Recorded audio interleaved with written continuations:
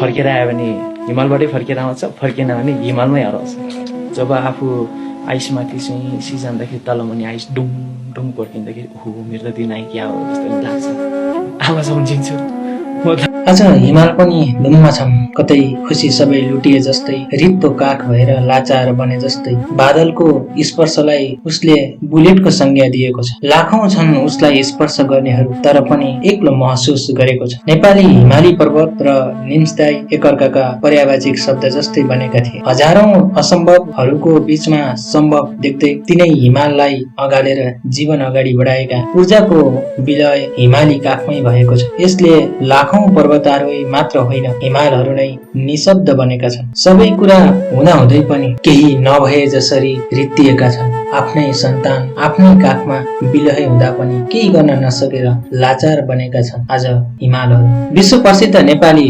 पर्वतारोही निर्मल पूर्जा निम्सदाईको पाकिस्तान स्थित ब्रोड पिकमा गएको हिम पहिरोमा परि निधन भएको खबर एलिट एक्सपर्टले पुष्टि गरेको छ। पाकिस्तानको ब्रोड पिकमा भीषण हिम पहिरोमा परि ज्यान गुमाएका निर्मल पूर्जा को थिए?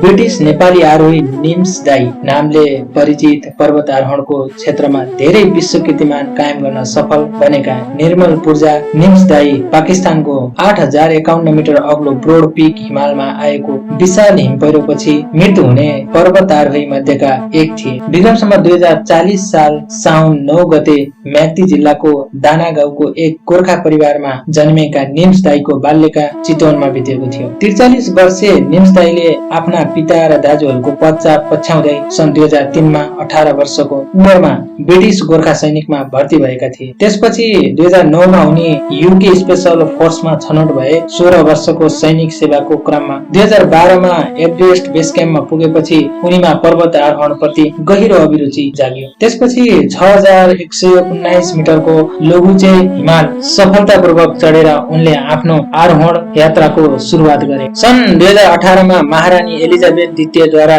एमबी सम्मान पाएका पूर्जाले 2019 मा प्रोजेक्ट पोसिबल मार्फत 8000 भन्दा अग्ला विश्वका सबै 14 वटा हिमाल केवल 6 महिना 6 दिन 189 दिनमा चढेर अभूतपूर्व कीर्तिमानी कायम गरे। यसअघि यो कीर्तिमान दक्षिण कोरियाका किम चान ओले को नाउँमा थियो, जसलाई 7 वर्ष 10 महिना 6 दिन लागेको थियो यो रेकर्ड राख्न। उनको यो साहसिक यात्रामा आधारित 14 डिक्स नथिङ इज इम्पोसिबल नामक डकुमेन्ट्री नेटफ्लिक्समा निकै लोकप्रिय बनेको थियो। सगरमाथाका चुचुरो नजिकै आरोहीहरूको लामो लाइन ट्राफिक जामको उनले खिचेको फोटो विश्वभरि भाइरल भएको थियो, जसबारे हिमालमा उनी अत्याधिक भिडभाडबारे अन्तर्राष्ट्रिय चर्चा कमाएको थियो। पूर्जा निम्सदाई दोस्रो पटक अक्सिजन प्रयोग नगरी विश्वका अग्ला 8000 मिटरका हिमाल चढ्ने पहिलो व्यक्ति बन्ने लक्ष्यका साथ पाकिस्तान पुगेका थिए। उनले गत जुलाई 21 मा ग्रासरूम 2 G2 को आरोहण गरी 8000 भन्दा अग्ला हिमालको 57औं पटक चुचुरो चुनिसकेका थिए। त्यसपछि अकस्मात योजना गराएर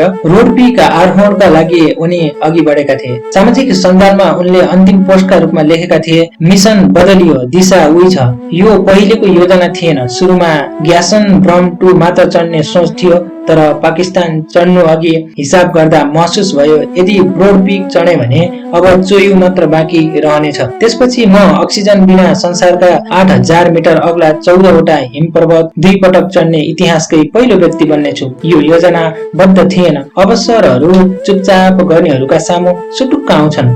मेरो लडाई अरूसँग कहिले थिएन, केवल हिजोको म आफैसँग थियो। तपाईँ अरूको प्रगति हेर्न थाल्नुहुन्छ, तपाईँ आफ्नै लक्ष्यबाट भड्किनुहुन्छ।